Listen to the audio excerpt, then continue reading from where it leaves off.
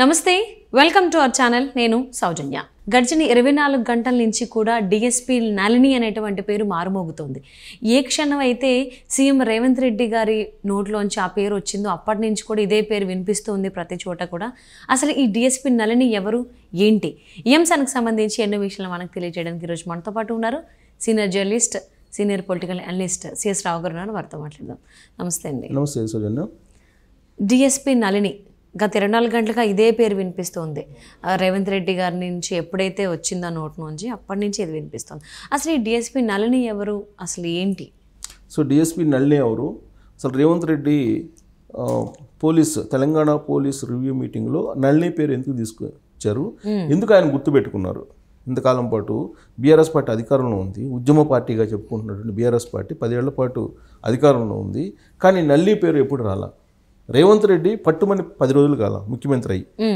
కానీ ఈ 10 రోజుల్లో పెట్టినటువంటి రివ్యూ మీటింగుల్లో పోలీస్ డిపార్ట్మెంట్కి సంబంధించినట్టు ఒక రివ్యూ మీటింగ్ దాంట్లో నళిని పేరు ఎందుకు తీశారు ప్రత్యేకంగా అనేటువంటి ఒక ప్రశ్న వేసుకుంటే తెలంగాణ ఉద్యమకారుల పట్ల తెలంగాణ ఉద్యమంలో చేసినటువంటి త్యాగాల పట్ల రేవంత్ రెడ్డికి ఎంత కమిట్మెంట్ ఉంది అనే దానికి నిదర్శనం ఈ నళిని ఇష్యూ ఏంటి ఆ ఇష్యూ నళిని ఇష్యూ అని అంటే తెలంగాణ ఉద్యమం ఉధృతంగా జరుగుతున్నటువంటి సమయంలో ఆమె రాష్ట్ర ప్రభుత్వం యొక్క ఆదేశాల ప్రకారం ఉద్యమకారులను అణచివేయాలి అంటే అవసరమైతే లాఠీచార్జ్ చేయాలి టీయర్ గ్యాస్ ప్రయోగించాలి రకరకాల మార్గాల ద్వారా ఉద్యమకారుల్ని అణచివేయాలి అణచివేత అనేది నచ్చక ఉద్యమకారులను అణచివేయలేక తెలంగాణ ఉద్యమంలో న్యాయం ఉంది ధర్మం ఉంది తెలంగాణ ఉద్యమం సాగాలి అని బలంగా కోరుకున్నటువంటి వాళ్ళల్లో డిఎస్పీ నళిని అప్పట్లో ప్రముఖులు ఎందుకు ప్రముఖులు అంటే తెలంగాణ ఉద్యమం చేసినటువంటి ఉద్యమకారులది ఒక ఎత్తు అయితే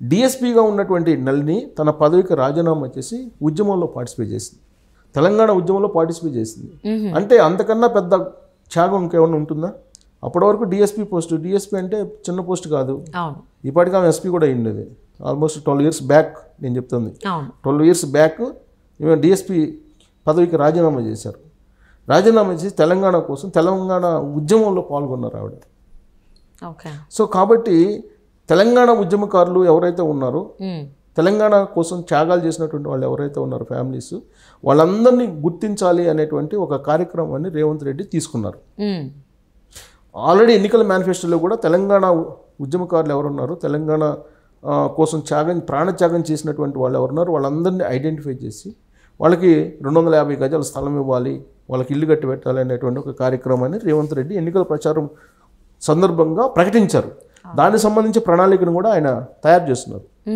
దాంట్లో భాగంగా పోలీసులకు సంబంధించి రివ్యూ మీటింగ్లు పెట్టినప్పుడు గతంలో ఉద్యమకారుల మీద కేసులు ఏవైతే ఉన్నాయో ఆ కేసులన్నింటినీ మాఫీ చేయాలి అనేటువంటి ఒక నిర్ణయం వెంటనే తీసుకున్నారు ముఖ్యమంత్రి కాగానే ఇప్పుడు అనేక మంది ఉద్యమకారులు ఉన్నారు వాళ్ళందరినీ ఐడెంటిఫై చేయమని చెప్పి ఆర్డర్స్ పాస్ చేశారు అయితే నళిని ఇష్యూ మాత్రం ప్రత్యేకంగా ఆయన నళిని ఇష్యూని తీసుకున్నారు ఎందుకు నళిని ఇష్యూని తీసుకున్నారంటే అప్పట్లో ఈయన తెలుగుదేశం పార్టీలో ఉన్నారు ఉద్యమం ఊయతను ఎగుస్తుంది ఉద్యమం తెలంగాణ ఉద్యమం కానీ తెలుగుదేశం పార్టీ అప్పటికే కొంత డోలాయమాన్యంలో ఉంది అయితే అప్పటికే తెలుగుదేశం పార్టీ కూడా లెటర్ ఇచ్చింది తెలంగాణ విభజనకు తెలంగాణ రాష్ట్రం ఏర్పాటుకు మద్దతు పలుకుతూ లెటర్ ఇచ్చారు ప్రణబ్ ముఖర్జీ కమిటీకి చంద్రబాబు నాయుడు లెటర్ ఇచ్చారు ఆ సమయంలో ఆమె ఉద్యమంలో పార్టిసిపేట్ చేసినటువంటి వాళ్ళకన్నా కూడా ఒక డిఎస్పీ పదవిని త్యాగం చేసి ఒక డిఎస్పీ పదవికి రాజీనామా చేసి ఉద్యమంలో పార్టిసిపేట్ చేయడం అనేది ఒక పెద్ద త్యాగం కింద రేవంత్ రెడ్డి భావించారు ఇంకో సంఘటన ఏంటంటే ఆమె ఫస్ట్ రిజైన్ చేసి నేను ఈ ఉద్యమ దాంట్లో నేను పార్టిసిపేట్ వీళ్ళని అణచివేయలేను ఉద్యమకారులని ఉద్యమంలో న్యాయం ఉంది కాబట్టి నేను కూడా దాంట్లో పార్టిసిపేట్ చేస్తానని చెప్పి రిజైన్ చేసేసి ఆ తర్వాత రకరకాల విమర్శలు ఎదుర్కొంది రిజైన్ చేసిన తర్వాత అంటే పోలీసుగా ఉండి పోలీసు ధర్మాన్ని నువ్వు పాటించకుండా ఉద్యమకారులను ప్రోత్సహిస్తున్నారు అని చెప్పి ఆమె మీద రకరకాల విమర్శలు ఉన్నాయి రాజీనామా చేసిన తర్వాత కూడా ఆమె చాలా విమర్శలు ఎదుర్కొన్నారు దాంతో రోసియా ముఖ్యమంత్రి అయిన తర్వాత రాజశేఖర రెడ్డి ముఖ్యమంత్రిగా ఉన్నప్పుడు ఒక రకంగా ఉండేది రాజశేఖర రెడ్డి తర్వాత ఉమ్మడి రాష్ట్రంలో రోసియా ముఖ్యమంత్రి అయిన తర్వాత తిరిగి ఆవిడ మళ్ళీ విధులు చేపట్టారు ఎందుకంటే అణచివేత తగ్గింది అనేటువంటి ఉద్దేశంతో. ఓకే. రాజశేఖర రెడ్డి ముఖ్యమంత్రిగా ఉన్నప్పుడు తెలంగాణ ఉద్యమాన్ని అణచివేసేటువంటి కార్యక్రమం పోలీసుల ద్వారా బాగా చేశారు అనేది నళిని యొక్క అభిప్రాయం. అందుకే ఆ ఒత్తిడిని తట్టుకోలేక ఆవిడ రాజీనామా చేశారు. రాజశేఖర రెడ్డి హెలికాప్టర్ ప్రమాదంలో చనిపోయిన తర్వాత వచ్చినటువంటి CM Rosia. So Rosia CM అయిన తర్వాత మళ్ళీ విధుల్లో జాయిన్ అయ్యారు నళిని. జాయిన్ అయిన తర్వాత రకరకాల విమర్శలు ఆరోపణలు ఎదుర్కొన్నారు. దాంతో శాశ్వతంగా అసలు ఆ పదవిని వదులుకొని ఇంకా ఉద్యమం బాట పట్టారు. సో అప్పటి నుంచి ఇది 12 సంవత్సరాలు అయింది జరిగి. ఇప్పుడు జనరేషన్కి బహుశా జనరేషన్ అంటే 10 years గ్యాప్ ఉంటుంది. సో బహుశా ఇప్పుడు వచ్చిన జనరేషన్కి నళిని గురించి తెలియకపోవచ్చు. ఇప్పుడు చేసిన తెలంగాణ వచ్చింది, తెలంగాణ రాష్ట్రం వచ్చిందంటే అనేక మంది త్యాగాలతో వచ్చింది. అనేక మంది అమరవీరులు అయ్యారు, అనేక మంది పోరాడారు, అనేక మంది జైలుకి వెళ్ళారు, లాఠీ దెబ్బలు తిన్నారు. ఇవన్నీ జరిగినాయి. ఇవన్నీ జరిగితేనే తెలంగాణ ఏర్పడింది. ఊరికనే తెలంగాణ ఏమి ఇవ్వలేదు. సో దాంట్లో కీలక పాత్ర పోషించింది నళిని అని ముఖ్యమంత్రి రేవంత్ రెడ్డి గుర్తించారు.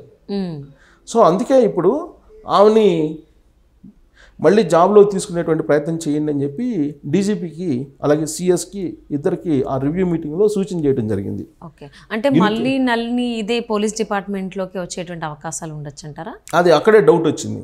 ఒకవేళ మళ్ళీ 12 years బ్యాక్ వదిలిపెట్టేసింది పోలీస్ యూనిఫామ్ని. పోలీస్ యూనిఫామ్ని వదిలిపెట్టి 12 years అయింది కాబట్టి ఇన్ కేస్ ఫిట్ కాకపోతే, పోలీస్ జాబ్కి ఫిట్ కాకపోతే ఇంకేదైనా ఉద్యోగం తనకి ఇంట్రెస్ట్ ఉంటే ఆ ఉద్యోగం కల్పించేలా మీరు ఏర్పాట్లు చేయండి అని చెప్పి ముఖ్యమంత్రి హోదాలో చీఫ్ సెక్రటరీకి అలాగే డీజీపీకి ఇద్దరికి ఆదేశాలు జారీ చేశారు. దాంతో గత 24 గంటల నుంచి తెలంగాణలో ఏ ఇద్దరు కలిసినా కానీ నళిని గురించి మాట్లాడుకుంటున్నారు. ఓకే. తెలంగాణ ఉద్యమకారిణిగా, డిఎస్పీ కాకుండా తెలంగాణ ఉద్యమకారిణిగా ఆమె చేసినటువంటి త్యాగం ఏంటి అనే దాని మీద ఇప్పుడు ఏ ఇద్దరు కలిసినా కానీ గుర్తించుకుంటున్నారు. రేవంత్ రెడ్డి అంత పిన్ పాయింటెడ్గా ఆమెకు ఉద్యోగం ఇవ్వమన్నారంటే ఎంతో త్యాగానికి ఆమె దిగారు అప్పట్లో అనేది. సో ఆవిడిచ్చిన రిప్లై ఏందో తెలుసా దానికి? ఆవిడిచ్చిన రిప్లై ఆశ్చర్యం వస్తుంది. ఇప్పుడు ఆదేశాలు జారీ చేశారు, ఉద్యోగం ఇవ్వడానికి ఆదేశాలు జారీ చేశారు కాబట్టి ఇమీడియట్గా ఏం ఉద్యోగం ఇవ్వాలి ఏంటి అనేది ఆవిడని సంప్రదిస్తారు కదా.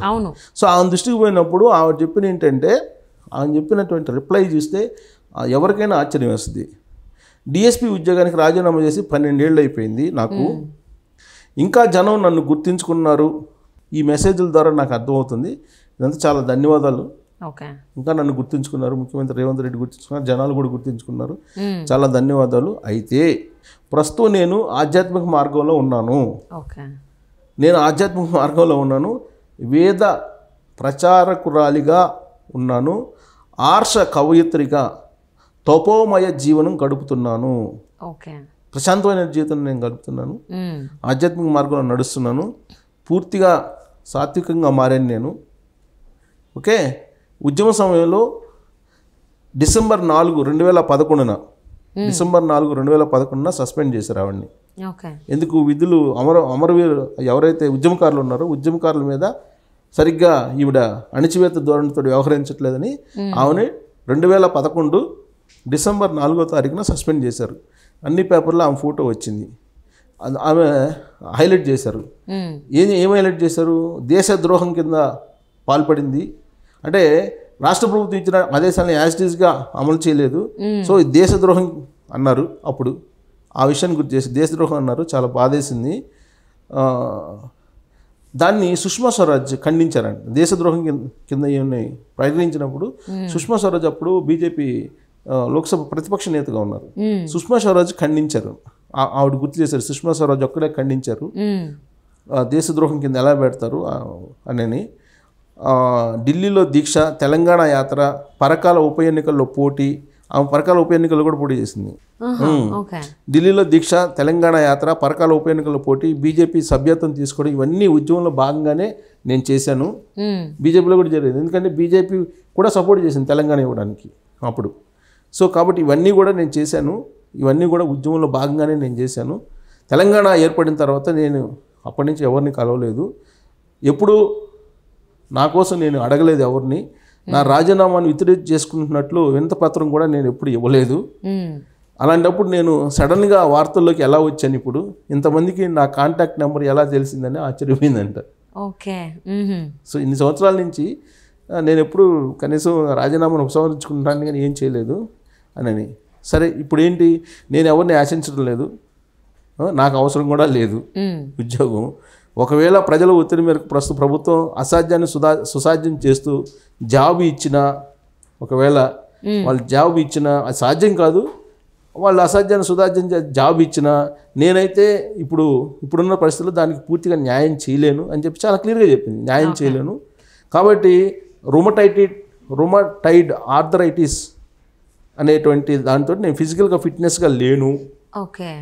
సో చాలా కాలం గడిచింది కాబట్టి పోలీస్ యాప్టిట్యూడ్కి నేను పనికిరాను, అది కోల్పోయాను నేను. సాంకేతికంగా కూడా పోలీస్ సర్వీస్ నిబంధనలు ఇవి ఒప్పుకోవు మామూలుగా కూడా. సరే ఒకవేళ ఎవరైనా దీని మీద ఒకవేళ జాబ్ ఇస్తే రేవంత్ రెడ్డి మాటిని దాని మీద ఎవరెవరు పిల్లేసే అవకాశం ఉంది, నా నియామకం మీద అవకాశం కూడా ఉంది అని చెప్తూ గతంలో ముఖ్యమంత్రి రోసీ గారు కూడా రోసీ కదా అని వెళితే నేను 18 నెలల్లోనే నేను చాలా ఇబ్బందులు పడ్డాను, ఇంకా గుర్తుంది నాకు ఆ ఇబ్బందులన్నీ. మళ్ళీ ఉద్యోగంలో చేరినా కానీ ఈ సర్వీస్ నిబంధనలకు విరుద్ధంగా నేను వచ్చానని చెప్పి ఇబ్బందులు పడే అవకాశం ఉంది, అందుకే నేను ఉద్యోగం అడగను, బతికున్నంత వరకు ఏదో రకంగా ప్రజాసేవ చేస్తాను. నేను త్యాగి నుండి అంటే త్యాగం అప్పుడు తెలంగాణకి త్యాగి నుంచి యోగిని అయి పతంజలి సంస్థ ద్వారా ఆయుర్వేదము యోగాలను ప్రచారం చేసుకుంటున్నాను. నేను రోగిని కూడా అయ్యాను, ఇప్పుడు ప్రస్తుతం రోగిగా కూడా ఉన్నాను. ఇప్పుడు తపస్వినై నిత్యాగ్నిహోత్రినై అయి సనాతన ధర్మ మూలాధారమైన వేదము యజ్ఞము ప్రచారం చేసుకుంటున్నాను. ఇదే మార్గంలో ముందుకు వెళ్ళాలని భావిస్తున్నా. ఆనాడు నాలో పొంగింది దేశభక్తి అయితే ఇప్పుడు నాలో దైవభక్తి ఉంది. మీకు ఒక నమస్కారం నన్ను గుర్తించినందుకు అని చెప్పి ఒక వివరణ ఇచ్చింది. అంటే ఆమె ఎన్నో ప్రయాణాలు చేసింది, ఎన్నో త్యాగాలు చేసింది తెలంగాణ కోసం. సో ఇప్పుడు దానికి ప్రతిఫలంగా ఏదో ఇస్తానని చెప్పి మీరు అనుకుంటున్నారు, నాకు వద్దు, నేను తగిందని కాదు నాకు. నేను ఇప్పుడు ఆధ్యాత్మిక మార్గంలో ఉన్నాను, నేను దైవభక్తిలో మునిగి తేలుతున్నాను, మీరు నన్ను గుర్తించినందుకు ధన్యవాదాలు అని చెప్పారు. ఇది నళిని యొక్క రేవంత్ రెడ్డి ఎందుకు గుర్తించుకున్నారంటే ఆనాడు ఆయన చేసినటువంటి త్యాగాలు గుర్తున్నాయి కాబట్టి రేవంత్ రెడ్డి గుర్తించుకొని జాబ్ ఇవ్వడానికి ట్రై చేశారు. ఆ నుంచి వచ్చినట్టు రిప్లై ఇది. ఎవరైనా వద్దంటారు మామూలుగా అయితే, ఏదో ఉద్యోగం ఇవ్వండి అని అంటారు. సరే దీని ఫిట్నెస్ గాను ఇంకోది ఇవ్వమంటారు, సూట్ అయితే ఏదో ఒకటి ఇవ్వండి అని అంటారు. కానీ దానికి ఒప్పుకోలేదంటే ఆమె యొక్క గొప్పతనం, అది నళిని గొప్పతనం. అందుకే తెలంగాణ ఉద్యమకారులు కానీ తెలంగాణ సమాజం కానీ నళిని గురించి ఇవాళ అంతగా చెప్పుకుంటున్నారు. ఎస్. సో ఎప్పుడైనా మనం చేసే పని ఏదో ఒక టైంలో అయితే గుర్తించబడుతుంది. సో ఇప్పుడు టైం వచ్చింది, బట్ ఇది రాంగ్ టైము డిఎస్పీ నళిని గారికి. సో వస్తే బాగుండేది, బట్ ఆవిడ ఈ మార్గంలో జనావాసానికి సంబంధించినటువంటి కొంచెం ఆధ్యాత్మికంగా అటు సైడ్ ఎక్కువ ఉన్నారు కాబట్టి 2 గొప్పతనాలు కనిపిస్తున్నాయి నాకు. సీనియర్ జర్నలిస్ట్గా నాకు 2 గొప్పతనాలు కనిపిస్తాయి. ఒకటి నళిని గొప్పతనం, ఉద్యమ గొప్పతనం ఒకటి, అలాగే ఇప్పుడు దైవ మార్గంలో వెళ్ళి ఆమె యొక్క భావాలు ఒకటి. రెండేంటంటే రేవంత్ రెడ్డి ఇప్పుడు ఇన్ని సంవత్సరాల తర్వాత బీఆర్ఎస్ పార్టీ ఉద్యమ పార్టీకి చెప్పుకున్నారు, బీఆర్ఎస్ పార్టీ గుర్తించలేదు, బట్ రేవంత్ రెడ్డి గుర్తించారు. తెలంగాణ ఇచ్చిన పార్టీగా కాంగ్రెస్ పార్టీ ఉంది. సో రేవంత్ రెడ్డి ముఖ్యమంత్రి వదలు రేవంత్ రెడ్డి గుర్తించడం అనేది అదొక సెకండ్. అవును, యాక్చువల్లీ ఇప్పుడు రేవంత్ రెడ్డి గారు తిగిబట్టే కదా డిఎస్పీ నళిని గారి గురించి మేమందరం తెలుసుకోగలిగాం. అసలు డిఎస్పీ నళిని అంటే ఎవరు అని అడిగే వాళ్ళము. సో అసలు ఎవరు, ఆవిడ ఏం చేశారు, ఎంత పొజిషన్లో ఉండి ఉద్యమం కోసం, తెలంగాణ ఉద్యమం కోసం ఆవిడ రిజైన్ చేసి ఆవిడ ఉద్యోగాన్ని, సో ఎన్నో పోరాటాలు చేసి ఢిల్లీ నుంచి గల్లీ దాకా పోరాటాలు చేసి ఎన్నో ఉద్యమాల్లో ఆవిడ పాల్గొని ఆవిడ వంతుగా ఆవిడ చాలా చేశారు. సో ఆవిడ ఇప్పుడు గుర్తించబడ్డారు. So happy for that. ఈ విషయాన్ని మాతో షేర్ చేసుకున్నందుకు థ్యాంక్ యూ సో మచ్.